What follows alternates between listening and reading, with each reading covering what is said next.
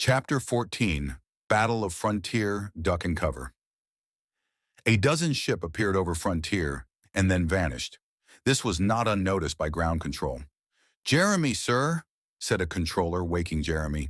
He stayed the night in an office expecting this. "It's begun. We've activated the defensive systems and alerted all other stations. General Parker is waiting for you at the command center." Jeremy rubbed his eyes and grunted out, "I'm on my way." Small explosions occurred all around the planet, followed by the appearance of 36 large battleships, spaced evenly around the planet. The satellites engage and begin to fire at full force at anything that moved.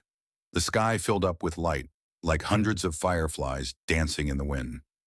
Jacob sat in his command chair, unhurried and patient, but intensely interested in what's happening. Terrence chimed in on his communicator. He clicked the answer button and asked, "Yes?" "The satellites are still functional. The orbs failed to deactivate them," said Terrence, concerned. "We expected this. It is of no consequence. Stay in formation. Do not move." "But what about the lack of any battleships?" "We noticed the general is analyzing the situation. Stand by for further orders." Jacob clicked the off switch.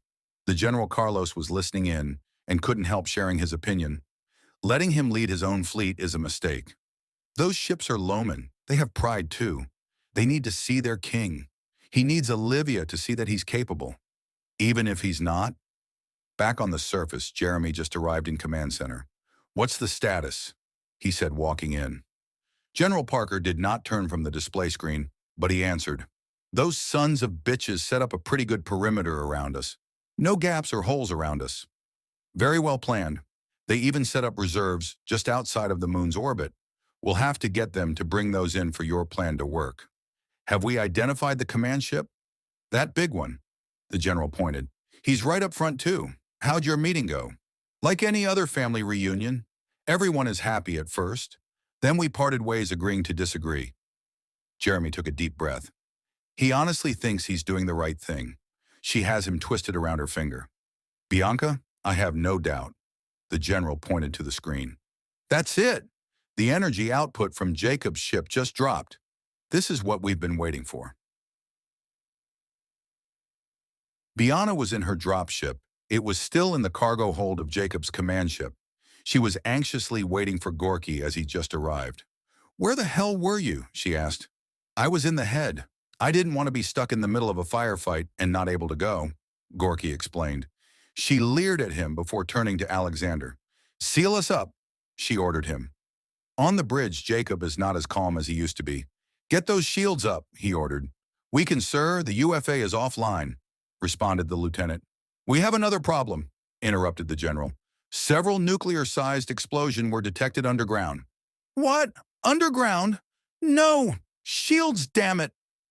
The underground nuclear explosion sent thousands of rocky projectiles clear into space. The rocks began to rip into the ship's hull. The lights flicker and panels spark. The ship shook with a violent groan. Bianca felt it through the hull of her ship. She tapped her communicator and asked, "What's going on? Bridge? Jacob!" She removed her safety harness and opened the door. "I need to get to the bridge, Gorky. You're with me. Alexander, keep everyone else here." "I have a bad feeling about this," mumbled Alexander under his breath. Bianca and Gorky ran down the darkened and damaged halls to the stairwell. Outside, 100 fighter drones are trying to finish off the ship. The defensive weapons are automatic and can be self-powered. Most of them get destroyed on the inbound. It only takes one to rip into the ship. The resulting explosion splitted the ship in half. Jacob is injured.